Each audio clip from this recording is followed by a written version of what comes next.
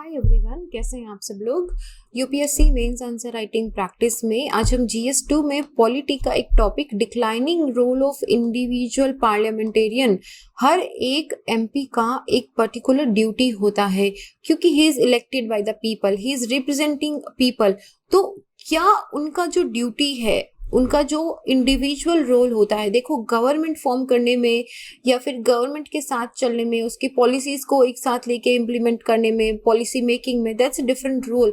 But every individual parliamentarian has a role to represent the people also, कि लोगों की जो समस्याएं हैं उनको सामने लेके आए। हो सकता है कि कभी कभी वो उनके पार्टी के लाइन के साथ अलाइन ना करती हो, that's not the point. The point is कि हर एक एमपी का जो रोल होता है, क्या वो दिन ब दिन डिक्लाइन होता जा रहा है। Very important question and very interesting also, क्योंकि रिसेंट ईयर्स में आपको लगेगा कि जो प्राइवेट मेंबर बिल है, प्राइवेट मेंबर्स कौन होते हैं, जो मिनिस्ट्री के पार्ट नहीं होते हैं, काउंसिल ऑफ मिनिस्टर के पार्ट नहीं होते हैं, these are the private members. Private member का जो बिल है वो बहुत रेयरली पास होता है। पिछले सालों में आप देखोगे तो लगभग कुछ 12 या 14 प्राइवेट मेंबर के जो बिल हैं वो पास हुए हैं। तो ऐसे के अंदर क्वेश्चन ये आता है कि ऐसा क्यों है, क्यों उनको कोई कम हक है, या उनका जो रोल है वो किसी वजह से डिमिनिश हो गया, किसी वजह से उनका रोल कर्टल कर दिया गया है। माना कि काउंसिल ऑफ मिनिस्ट्री की अपनी ड्यूटीज एंड रिस्पॉन्सिबिलिटीज होती हैं, लेकिन हर एक इंडिविजुअल एमपी का भी तो ड्यूटी एंड रिस्पॉन्सिबिलिटी होता है जो दिन ब दिन कम होता जा रहा है। तो इसी के बारे में हम बात करेंगे आज। मेरा नाम संतोष है, अगर आप मुझसे जुड़ना चाहते हैं तो little_simple_बुद्धा पे सर्च करके आप मुझसे जुड़ सकते हैं। वीडियो का पीडीएफ आपको टेलीग्राम से मिल जाएगा। कमिंग टू द क्वेश्चन, 2019 में क्वेश्चन आया था, individual parliamentarians role as the national law maker is on decline which in turn has adversely impacted the quality of debates and their outcomes। Discuss करो।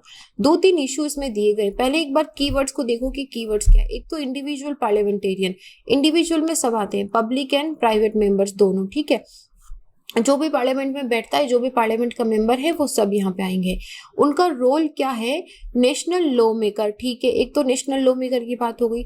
दूसरा विच in turn adversely, अगर बोल रहे हैं कि अगर नेशनल लॉ मेकर का जो उनका रोल है वो डिक्लाइन हो रहा है, मतलब इसमें अच्छी क्वालिटी नहीं आ रही, इसमें गिरावट आ रही है, तो इसकी वजह से जो क्वालिटी ऑफ डिबेट्स और उनका जो आउटकम होना चाहिए वो भी इम्पैक्ट हो गया है। तो मतलब जाहिर सी बात ये बोल रहे हैं कि या तो जो एमपीज हैं वो, अगर कोई बिल लाया गया है तो उस बिल पे जिस तरीके से बहुत ही ओपन और डिबेट होनी चाहिए उस तरीके की डिबेट नहीं होती है, जिस तरीके बिल आने चाहिए वैसे नहीं आते हैं, अपनी मर्जी से बिल, मतलब like on the demand of the people the bills are not coming, और इसकी वजह से उनका आउटकम जो है वो भी इम्पैक्टेड हो गया। इस चीज को हमको डिस्कस करना है।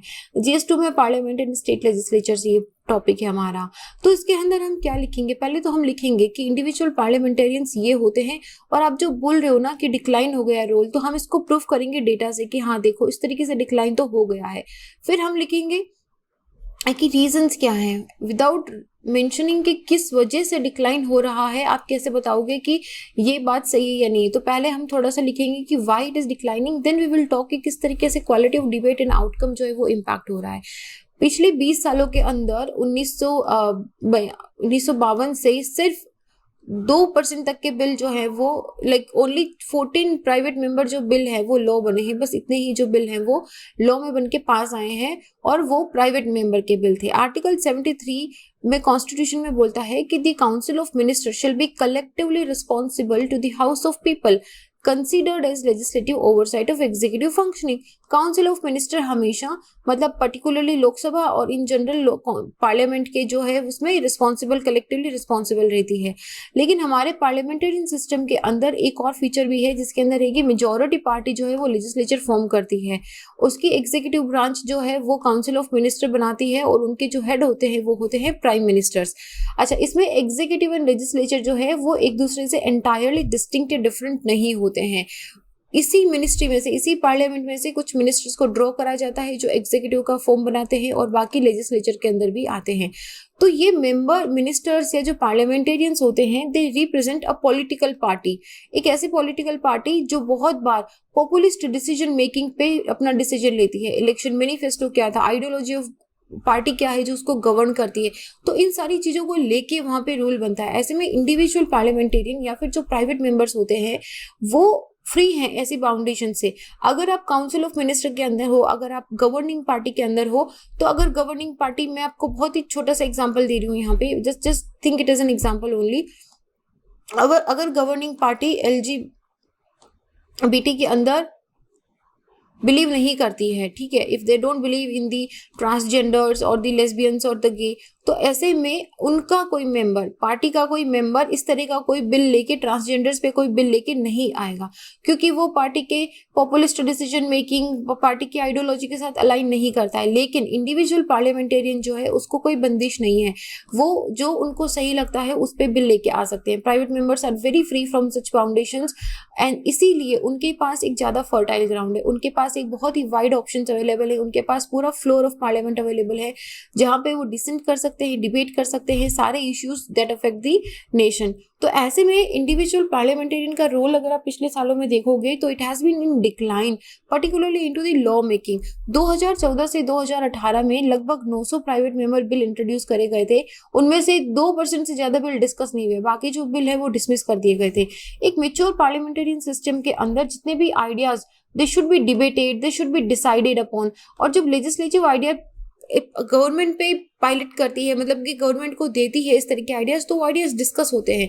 और पर्टिकुलरली जो इंडिविजुअल एमपीज होते हैं उनके पास आइडियाज अक्यूमुलेट होते हैं, they listen to the people, and being as a critic of the government sometimes, not all the time, sometimes being a critic of the government, even they have a wider opportunity, लेकिन उस wider opportunity का benefit नहीं उठाया जाता है, more than often उनको ignore कर दिया जाता है। रीजंस क्या है डिक्लाइन में? सबसे पहला तो एंटी डिफेक्शन लॉ है। एंटी डिफेक्शन लॉ हम शेड्यूल इसको कभी आराम से भी पढ़ेंगे, बट यहाँ पे बस छोटा सा देख लो कि ये एंटी डिफेक्शन लॉ कहीं ना कहीं इसके अंदर ये भी है कि अगर पार्टी विप ने आपको जो बोला उसके अगेंस्ट में आप जाते हो तो आप एंटी डिफेक्शन के अंदर आ जाओगे।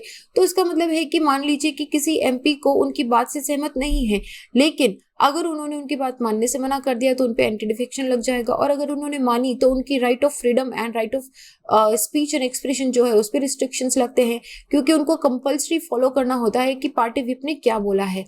ऑफिस विप का पोजीशन जो है वो दिन ब दिन स्ट्रेंथन होता जा रहा है, और ऑफिस विप का अगर पार्टी विप का अगर पोजीशन स्ट्रेंथन होता जा रहा है, then it somehow says that the role of individual representative जो है वो भी कम होता जा रहा है।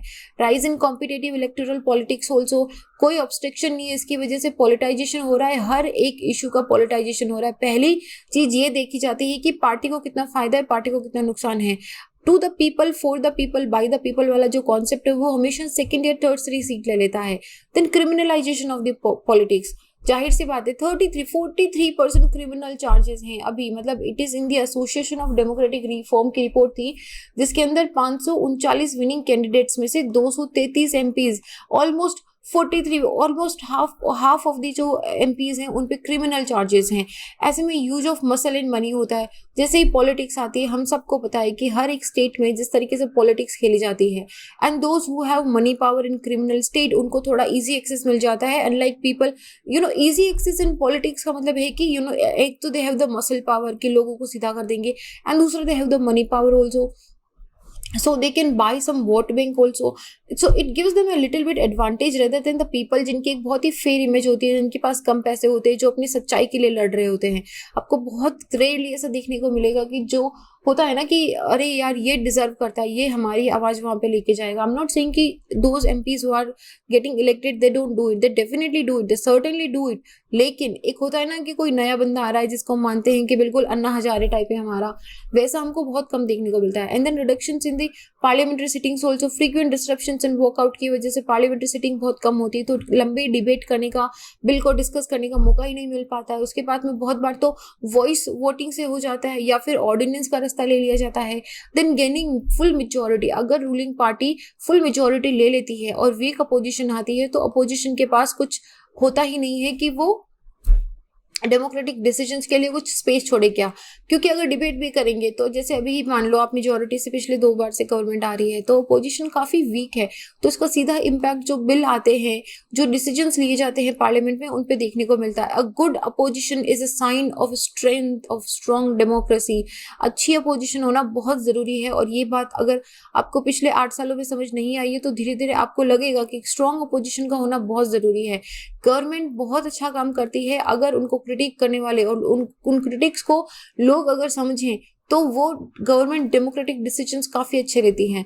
Despite law makers, party high command जो अगर डिसाइड कर लेती है कि किस तरीके से पॉलिसी मेकिंग होगा, किस तरीके से लॉ फॉर्मुलेशन होगा, तो उसमें इंडिविजुअल का रोल ऑटोमेटिकली डिक्लाइन हो जाता है, क्योंकि यहाँ पे जो बोलते हैं ना कि हाई कमांड से ऑर्डर आया है।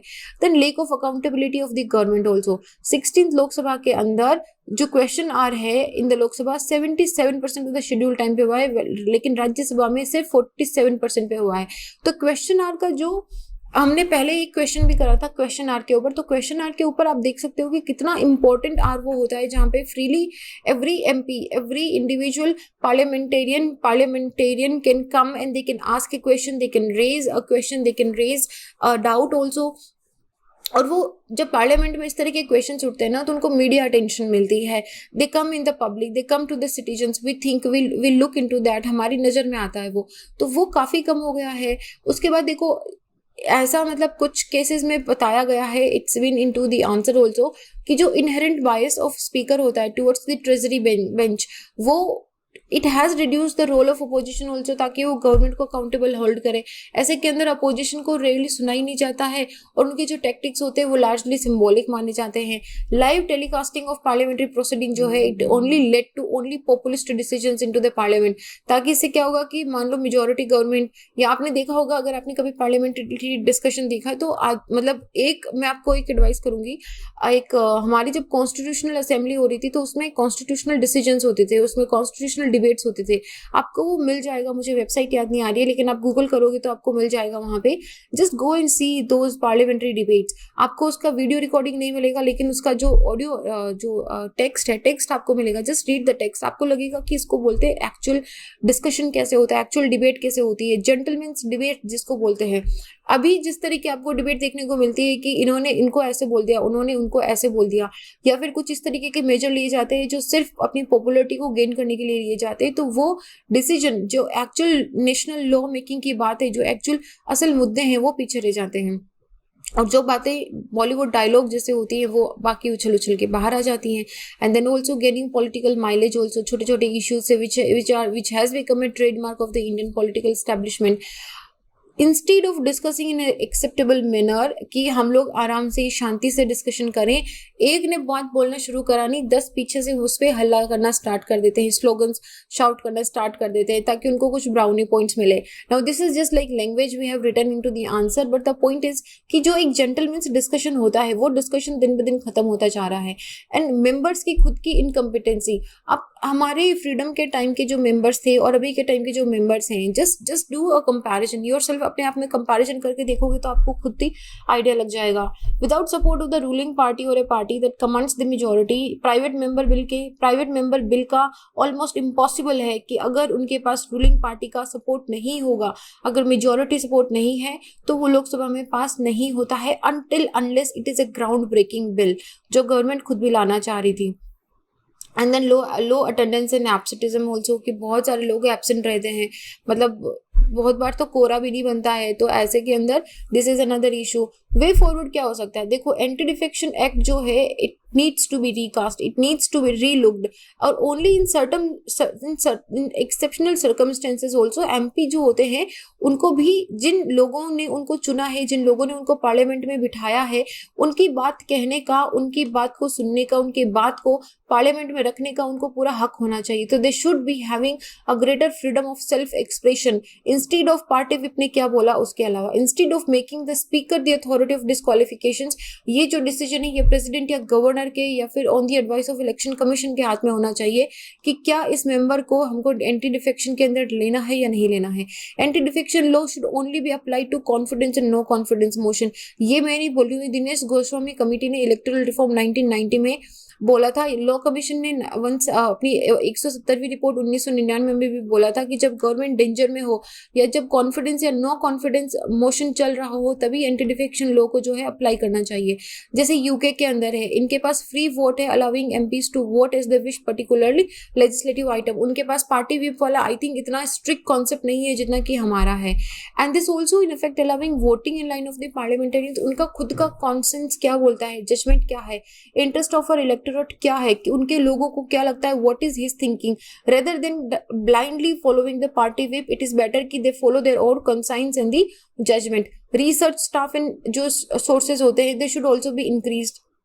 आपको पता होगा कि पार्लियामेंट में एमपी से जब कोई क्वेश्चन पूछा जाता है तो पीछे पूरी एक टीम होती है, वो पूरी टीम उस पर पूरा, अगर जो क्वेश्चन पूछा गया है उसका किस तरीके से आंसर बनाना है, कहाँ से रिसर्च करके लाना है, कौन से रिसोर्सेज होंगे, वो पूरी टीम क्वेश्चन पूछते ही लग जाती है और वो आंसर लेके आती है। तो ये जो रिसर्च स्टाफ एंड रिसोर्सेज होते हैं, they should be increase for individual parliamentarian, ताकि उनकी जो availability expert in house advice है, इट कैन कॉन्ट्रीब्यूट। अगर अच्छी एक्सपर्ट इन हाउस एडवाइस होती है तो it can definitely contribute, because they will bring better document, they will bring better resources जो हमारे पॉलिसी लॉ मेकिंग के अंदर भी हेल्पफुल होंगे।